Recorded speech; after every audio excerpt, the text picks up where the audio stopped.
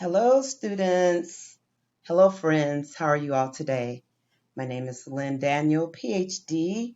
I earned my doctorate from Concordia University, Chicago. I successfully defended my dissertation in October 2020. My dissertation, my research, is titled Teachers' Attitudes About Teaching Adolescent Refugee Students. So at Concordia University, Chicago, I was studying in the Reading, Language, Literacy, and Leadership program. And so today I'm going to come to share with you all what's in a dissertation, just really in response to questions that I have been asked, dialogues, discussions I see in various PhD groups that I am a member of. And so I'm going to talk to you all and share some information that I have gathered over the course of my PhD program. So I want to start off by saying a few things. My PhD program was a 5-year program that I started in 2013, which was a long time ago. So over the course, the duration of my coursework and then the actual research, a lot has changed with the technology and everything, particularly with technology.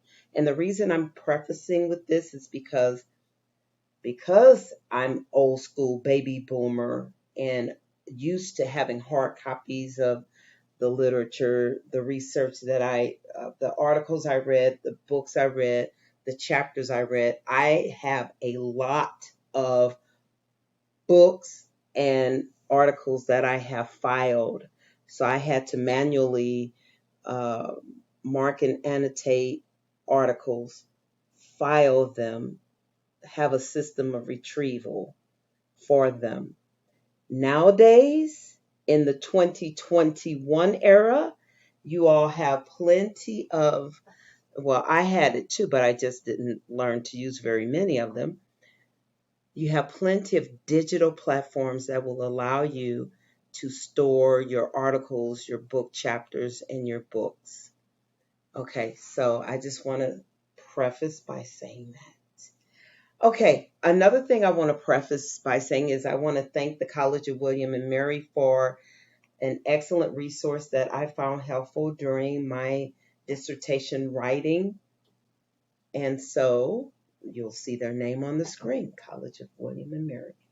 Okay, so now I'm going to start by saying I'm just going to share with you all my journey, right? So, in the program that I studied for my PhD, once we completed all our coursework, then we completed the comps. Once we passed the comps, we were admitted into the PhD program as a candidate. During the candidacy, we selected our committee members. We developed a pre proposal of our intended research topic, questions, and the whole nine. And so this first slide is showing you, like, you may have a pre proposal. Some schools do, some don't. Or you may just have the proposal. And I had to do both. So the proposal includes a brief, substantive summary of the theories that support your study. The proposal includes a brief summary of previously conducted research and study on your topic. Okay? The proposal is you justifying your purpose, your reason for your study. You're showing the value of it, what significance your study will bring, and what value it will add to the field. So, my dissertation, my program had a 5-chapter dissertation. And here's an overview of the chapters. In chapter 1, I introduced a compelling case regarding that problem that I investigated. I presented the purpose of the study, and I also presented the research questions in chapter 1, along with the theoretical framework, the definition of terms, or in chapter 1, okay, to help your reader to follow along. Also, the problem is addressed in 2 parts. So in chapter 1, you have that problem statement. And then in chapter 2, you review the related research, you review the theory and the literature, and you describe all of that in chapter 2 as it relates to the problem addressed in your topic. Chapter 3 is the chapter where your methodology is described. So you're talking about your method, your research question, your study design, the context of your study, the effects of your study if it has interventions or treatments, your participant, who will you study, your data sources like survey tools if you're doing a survey, interviews, um, focus groups, okay? Data collection, how are you going to gather the data? How are you going to analyze and break down that data to study it and to, you know, show us what you discovered? Also in chapter 3, you're going to touch on your ethical considerations, um, as they relate to your study design. You'll make assumptions. You'll talk about limitations and delimitations. In chapter 3, you'll propose a timeline um, of your study. And yeah, that's chapter 3. Chapter 4 and chapter 5. So, chapter 4 is you reporting the facts. What did your study result in? You'll present your findings. You'll organize your findings around your research question. You'll present tables or charts or some sort of um, visual representation of your data. You'll include detailed information that you'll also show in your appendix or appendices if you have multiple. You'll interpret that data. Um, well, you'll do that in chapter 5, but you'll summarize that data. You'll present it there in chapter 4 and the results. Chapter 5, your conclusions are presented. Your implications of the study will be discussed. Um, Chapter 5 was really fun. I found a lot of joy in writing chapter 5. Okay, so this is an overview of the 5 chapters.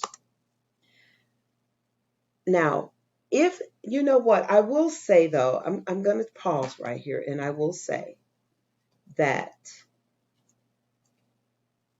it's important for doctoral students to be very clear of the expectations of their institution. Like, what does your school expect you to do in your dissertation? So some schools provide like a template and a rubric for the dissertation.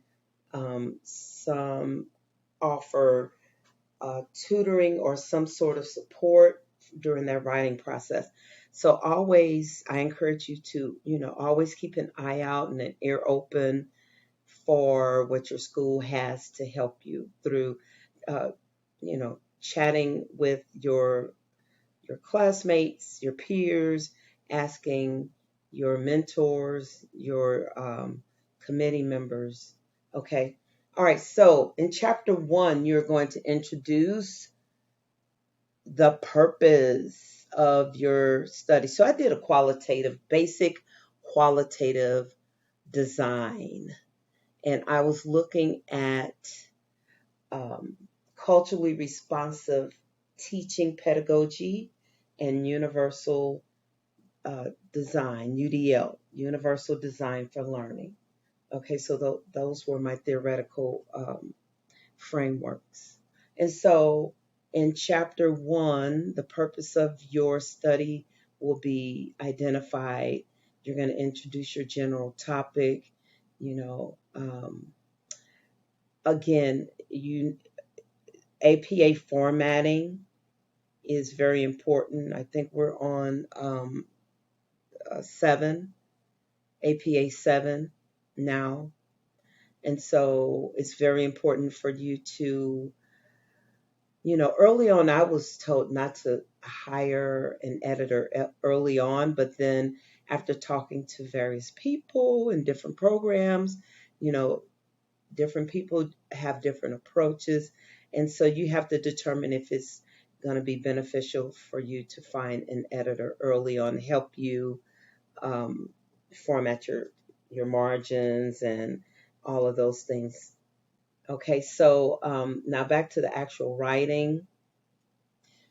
When you're using like abbreviations, you introduce your abbreviations um, by telling what they stand for, and then when you use them after that, you do use the abbreviation alone.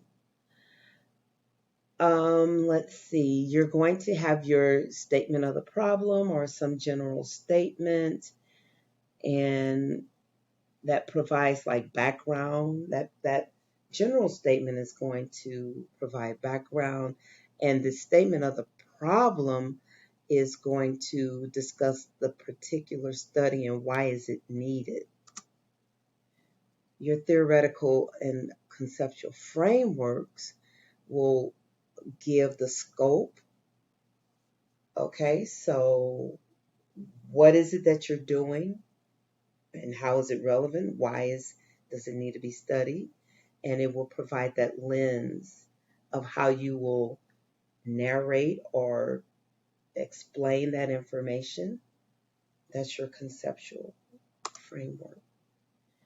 Your statements, your statement of the purpose is your clear statement of why you're doing this, how the study um, is going to provide evidence of significance.